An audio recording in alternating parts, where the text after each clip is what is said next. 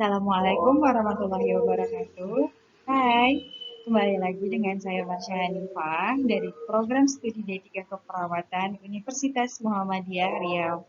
Nah, di sini kali ini saya akan menjelaskan materi saya mengenai manajemen stres napas dalam. Baik, berbicara tentang stres, terkadang menimbulkan pertanyaan apakah stres itu baik, apakah stres itu menyehatkan? Jawabannya bisa iya, juga bisa tidak. Kenapa? Pada dasarnya, dengan stres kita dapat melatih daya tahan mental sehingga menjadi lebih kuat dalam menghadapi keadaan ataupun kondisi yang tidak mengenakan. Namun, apabila stres itu berkepanjangan, stres itu berkelanjutan, maka akan berdampak buruk bagi kehidupan kita sehari-hari. Lalu, hal-hal apa saja yang dapat memicu stres? Pertama ada tension, yaitu suatu keadaan di mana kita mengalami tegang atau tekanan mental.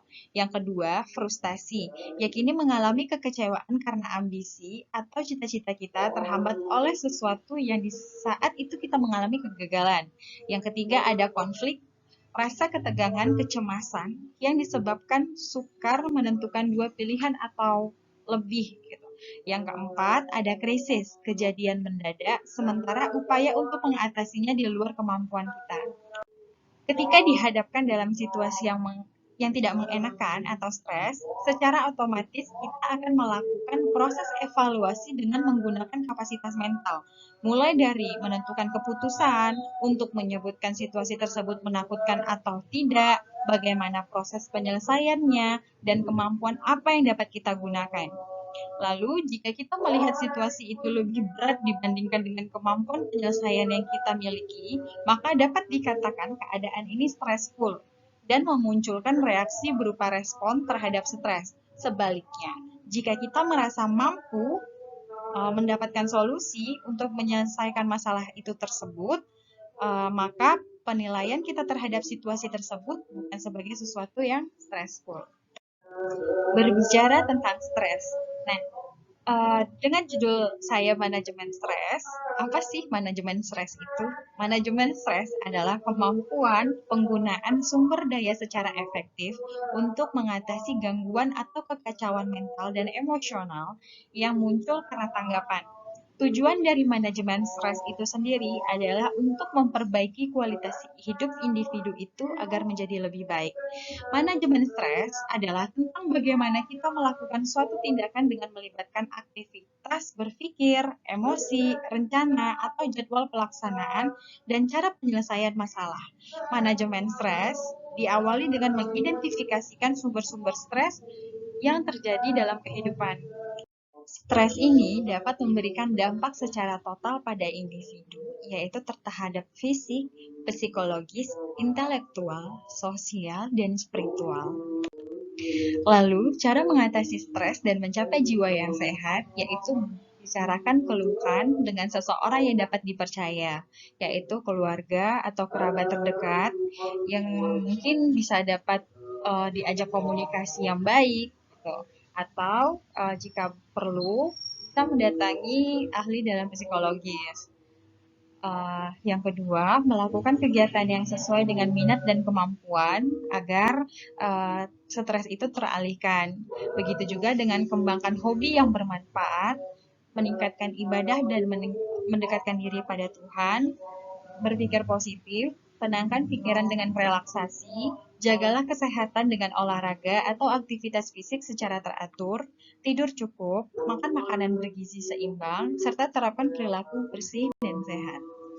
Oke, menurut Organisasi Kesehatan Mental di Inggris, Mental Health Foundation, ada beberapa tanda seseorang mengalami stres, yaitu mudah marah atau tersinggung, sulit konsentrasi, merasa takut atau cemas terus-menerus, kewalahan dalam menjalani rutinitas, mood swing. Untuk di zaman sekarang bahasanya mood swing ya, alias suasana hati kerap berubah drastis, sulit beristirahat, atau mengalami perubahan pola tidur.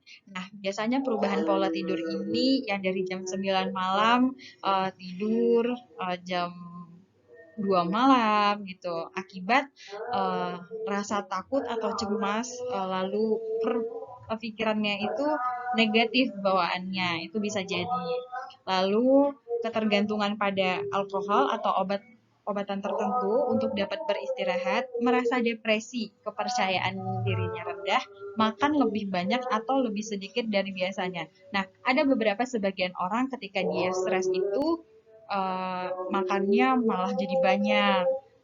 Lalu ada juga orang yang stres makannya jadi tidak selera atau bahkan tidak makan-makan gitu ya. Ada juga bisa jadi. Nah, kemudian timbul pegal-pegal dan otot kaku, merasa mual dan pusing, kehilangan gairah untuk melakukan hubungan seksual.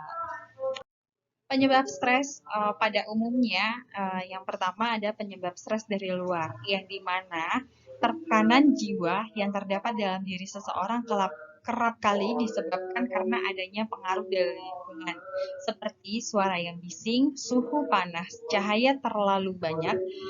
Selain itu, beberapa pengaruh dari luar yang bisa mengakibatkan stres diantaranya adalah pertama, peristiwa penting yang terjadi dalam hidup seseorang seperti meninggalnya orang yang dia sayang. Yang kedua, adanya interaksi sosial seperti perlakuan kasar dari orang lain, sikap agresif dari orang lain, intimidasi dari pihak yang lebih berkuasa. Nah, yang ketiga di dalam perusahaan ada juga seperti deadline, pekerjaan yang ketat, intimidasi dari pihak atasan atau rekan kerja, di tempat seseorang itu bekerja, peraturan yang terlalu kaku, dan sebagainya. Yang keempat, ada kecerobohan diri sendiri, seperti lupa menyimpan kunci. Biasanya kan kalau kita tuh lupa naruh barang ya, gitu. Aduh, di mana nih? Jadi kayak stres gitu. Malah kuncinya nggak ketemu-ketemu. Lalu kemudian lupa mematikan listrik, rusaknya peralatan, dan sebagainya. Penyebab stres dari dalam. Nah, ini yang kedua. Stres juga bisa terjadi karena adanya pengaruh dari dalam diri seseorang tersebut, seperti workaholic, yakni seseorang yang melakukan pekerjaan secara kompulsif dan sangat sering mengorbankan waktu tidur serta keluarga sehingga mengakibatkan tekanan dalam jiwanya. Nah, biasanya ini terjadi orang-orang yang sering lembur di kantornya. Yang kedua ada fixed mindset, yakni mereka yang memiliki pikiran sempit dan kaku. Umumnya mereka memiliki banyak pikiran dan kaku atau tidak berpikir sama sekali secara normal. Yang ketiga, pikiran negatif. Hal tersebut ditandai dengan adanya cara pikir yang pesimistis, berlebihan, mengkritik diri sendiri, dan menganalisis sesuatu secara berlebihan. Yang keempat, ada gaya hidup. Dan juga bisa kebiasaan buruk seperti begadang, minum alkohol, kafein yang terlalu banyak, perokok berat, dan boros, dan juga yang lain-lain. Baik, menurut Hans Seiler 1956 dalam Wangsih 2009, jenis stres dibagi menjadi dua, yaitu stress, yaitu hasil dari respon terhadap stres yang bersifat sehat, positif, dan konstruktif atau membangun. Hal tersebut termasuk kesejahteraan individu dan juga organisasi yang diasosiasikan dengan pertumbuhan, fleksibilitas, kemampuan adaptasi, dan tingkat performance yang tinggi. Yang kedua ada distress, yaitu hasil dari respon terhadap stres yang bersifat tidak sehat, negatif, yang destruktif atau merusak. Hal tersebut termasuk konsekuensi individu dan juga organisasi seperti penyakit kardiovaskular dan tingkat ketidakhadiran yang tinggi, yang diasosiasikan dengan keadaan sakit, penurunan, dan bahkan kematian. Oke, stres dibagi menjadi tiga tingkatan, yaitu stres ringan, sedang, dan berat. Untuk stres ringan, yang dimana tidak merusak aspek fisiologis dari seseorang tersebut. Yang kedua, stres sedang. Stres sedang terjadi lebih lama dari beberapa jam hingga beberapa hari. Yang ketiga, stres berat. Nah, stres berat adalah stres kronis yang terjadi beberapa minggu sampai beberapa tahun, yang dimana stres berat ini bisa mengakibatkan gangguan jiwa atau aspek fisiologisnya. Manajemen stres dengan latihan pernapasan, lakukan 3 metode ini. Yang pertama, pernapasan resonansi, yang dimana tarik nafas selama 5 hitungan dari hidung, lalu buang nafas secara 5 hitungan kembali melalui mulut. Lanjutkan pola pernapasan ini setidaknya selama beberapa menit. Yang kedua, ada pernapasan perut, yang dimana Caranya, duduk atau berbaring datar dalam posisi yang nyaman. Letakkan satu tangan di perut, tepat di bawah tulang rusuk, dan tangan lainnya di dada. Ketiga, ambil napas dalam melalui hidung dan biarkan perut mendorong dengan keluar. Dan jangan gerakkan dada. Keempat, hembuskan napas melalui bibir yang mengerucut seolah-olah Anda sedang bersiul. Rasakan tangan di perut dan gunakan untuk mendorong semua udara keluar. Lakukan pernapasan ini 3-10 kali dan perhatikan bagaimana perasaan Anda di akhir latihan. Pernapasan dalam. Berdasarkan Total Wellness, pernapasan dalam lebih bersifat alami dari metode pernapasan lainnya.